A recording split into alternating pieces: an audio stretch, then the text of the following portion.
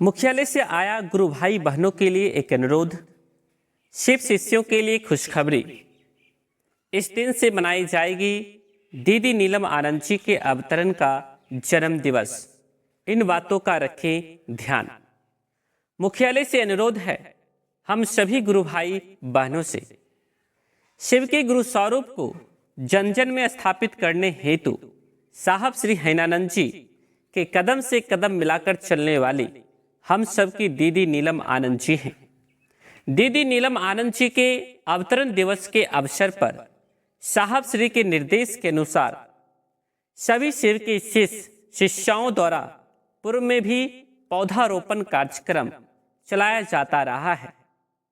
अब जब साहब श्री और दीदी माँ अपने शरीर में नहीं लेकिन उनके बताए मार्ग पर हम सब चल रहे हैं और आजीवन चलेंगे।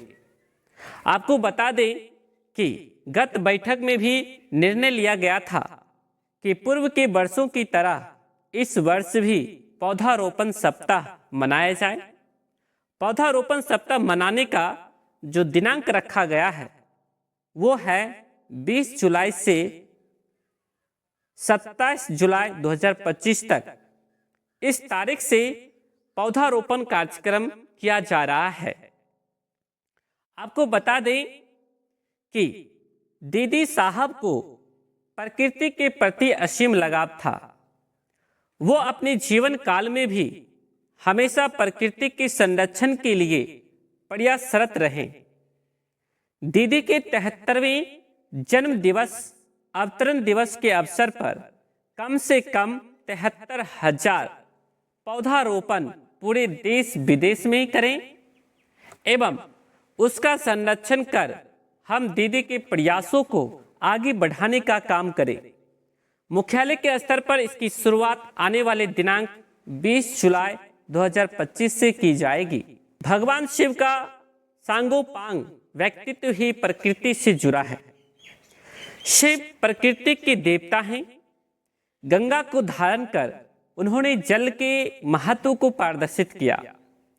सर्प को गले में धारण कर जीव दया और जीव संवेदना का संदेश दिया। कैलाश पर रहकर पर्वतों के महत्व को प्रदर्शित किया। उनके सिर पर चंद्रमा शीतलता का प्रतीक है। तीसरी आंख प्रलयंकारी है जो संहारक है। शिव का भोलापन कल्याणकारी है। शिव की पूजा ही प्राकृतिक की पूजा है और हम सब तो उनके शिष्य हैं। इसलिए हमें तो गुरु के गुण अंगीकार करने ही हैं। प्राकृतिक के संतुलन को बनाए रखना मानव के जीवन को सुखी, स्मृत व संतुलित बनाए रखने के लिए वृक्षारोपण का अपना विशेष महत्व है। मानव को प्रारंभ से प्रकृति द्वारा जो कुछ प्राप्त होता रहा है उसे निरंतर प्राप्त करते रहने के लिए वृक्षारोपण अति आवश्यक है। अतः आप सभी से अनुरोध है कि पौधारोपण के साथ उसके संरक्षण की जिम्मेदारी भी उठाएं, अन्यथा आपकी मेहनत बेकार जाएगी। उतने ही पौधे लगाएं जितने की सुरक्षा और पोषण कर पाएं। गुरु भाई बहन प्रकृति के प्रति अपने दायित्व का निर्वहन कर रहे हैं। इन बातों का रखें ध्यान। साहब श्री ने अपने संदेश में पौधारोपण के विषय में बहुत बार कहा है।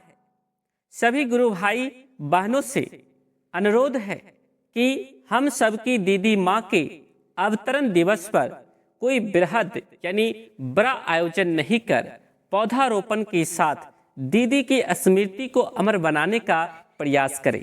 महागुरु महादेव से दया की याचना और साहब दीदी के आशीर्वाद की कामना के साथ आप सभी को प्रणाम। अर्चित आनंद आपद सचिव साहब श्री हैनानंद, सह मुख्य सलाहकार सेवशिष हैनानंद फाउंडेशन, मुख्य सलाहकार सेवशिष परिवार, अध्यक्ष वैश्विक सेवशिष परिवार, उपवन रांची झारखंड।